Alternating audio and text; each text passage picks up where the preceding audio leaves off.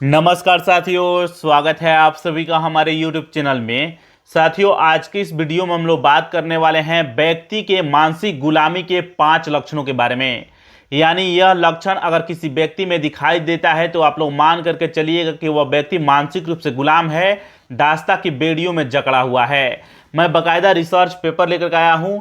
इस research paper को तैयार किया गया है मनोविज्ञान यानी साइकोलॉजी को ध्यान में रख करके और समाज शास्त्र यानी सोशोलॉजी को ध्यान में रख करके।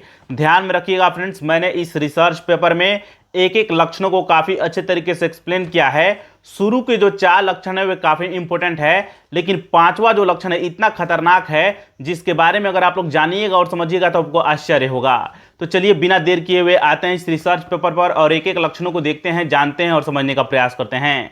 मैंने इस रिसर्च पेपर का टाइटल लिखा हुआ है मानसिक गुलामी के 5 लक्षण। पहला जो लक्षण है काफी इंपॉर्टेंट है। पहला लक्षण है आलोचनात्मक सोच का अभाव। दोस्तों, इसका अर्थ क्या होता है तो जान लीजिए, सवाल पूछने की क्षमता को खो देना। दरअसल जब कोई समाज, व्यवस्था या व्यक्ति किसी नियम को थोपता है तो मानसिक गुलामी से ग्रस्त व्यक्ति कभी यह नहीं पूछता कि यह नियम क्यों है, इससे किसका फायदा हो रहा है। वह बिना किसी सवाल के हर आदेश और पुरानी कुप्रथाओं को चुपचाप स्वीकार कर लेता है। तो ये चीज आप लोग ध्यान में रखिएगा।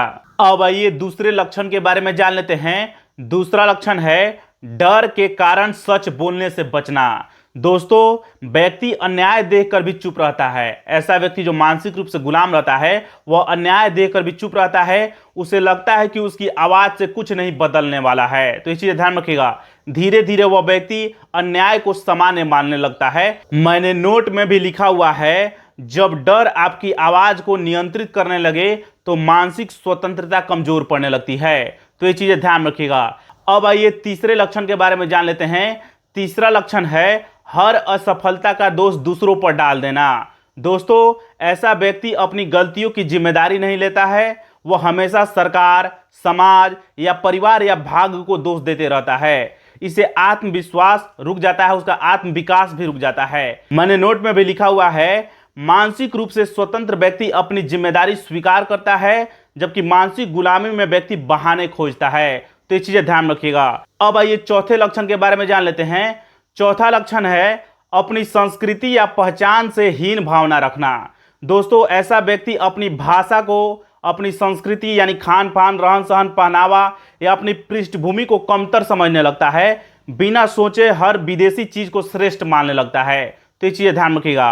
अब आइए 5वें व अंतिम लक्षण के बारे में जान लेते हैं जो काफी इंपॉर्टेंट है। वह है भीड़ की सोच को अपनी सोच मान लेना। दोस्तों, ऐसा व्यक्ति केवल इसीलिए किसी विचार का समर्थन करता है क्योंकि अधिकांश लोग ऐसा मानते हैं। यानी भले ही वो गलत हो, अगर ज्यादा से ज्यादा लोग मानते हैं तो उसको स्वीकार कर लेता है और अलग राय रखने से भी डरता है। ये चीजें ध्यान रखिएगा। सच के बजाय वह सामाजिक स्वीकृति को अधिक महत्व देता है। यानी समाज किसी बात को स्वीकार कर लिया है, भले ही वो अंधविश्वास हो, झूठ हो, लेकिन अगर वो समाज मानता है तो उसी को वो भी सच मानने लगता है। वो अपनी तर्क शक्ति का, अपनी बुद्धि का, अपनी विवेक का प्रयोग नहीं करता है। मैंने नोट में भी लिखा हुआ है, जब भीड़ आपकी सोच तय करने लगे तो समझिए आपकी मानसिक स्वतंत्रता खतरे में पड़ी हुई है। जानकारी अच्छी लगी हो लाइक कीजिए। मिलेंगे नेक्स्ट वीडियो में। नमस्कार, धन्यवाद।